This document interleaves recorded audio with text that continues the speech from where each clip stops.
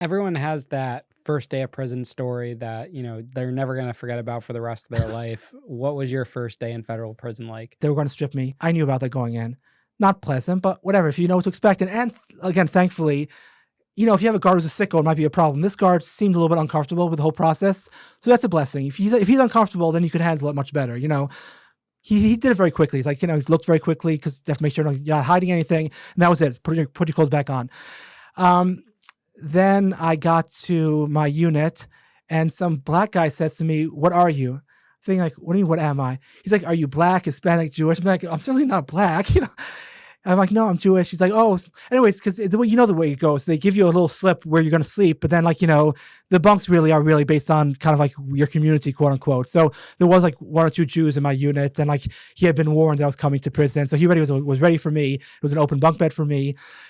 So I was, and he was a very nice guy, Jewish guy, and he was telling me different things, and we're bunkies now, so we share bunk beds, and so he starts telling, "Why are you in prison?" So he's telling me that he was, and this is one of the things that I did not know about prison at all until I got to prison, and it bothers me tremendously. So he was an SO, which it stands for sex offender, and half of Danbury apparently are sex offenders, and going into prison, I thought a sex offender is somebody who takes a 5-year-old kid to a basement and rapes him. And that's obviously horrific. And if someone like that got the death penalty, I wouldn't really object. But 2/3 to 3/4, I think, of sex offenders in prison never touched anybody. A lot of them, the majority of them, I believe, just clicked on a photo or video on the internet that they should not have clicked on. And so that's what my bunkie had done. He was a regular guy, never been in trouble with the law his entire life, worked for the airline industry for 20, 30 years. And then COVID started, and he was one of these people who were petrified of COVID. So he locked himself in his apartment all day long. And so you go a little bit crazy, right? So he was on chat rooms all day long. So he was homosexual. So he was on male chat rooms.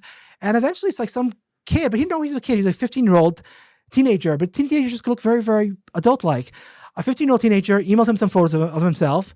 That was it. My bunkie said, "I'm not interested in minors. I've never been interested in minors. That's not my thing. I'm not interested in it at all." Next thing he knows, some undercover FBI agent asked him, "Oh, I heard you were in touch with so-and-so, the other week. You have some photos that he sent to you. Could you forward them to me?" He forwarded the photos. That's all he did. A few weeks later, or a few days later, I think a few weeks later, he was arrested for distribution of pornography. He got a 7-year sentence. When he's out, he's going to be a sex offender his whole life. He's on a registry now. It means no major, big or even medium-sized company is going to hire him. So he's branded for life. It's you're a sex offender, but they're not all the same. A sex offender, someone who touches a 5-year-old, is not the same as somebody who looks at a 16-year-old.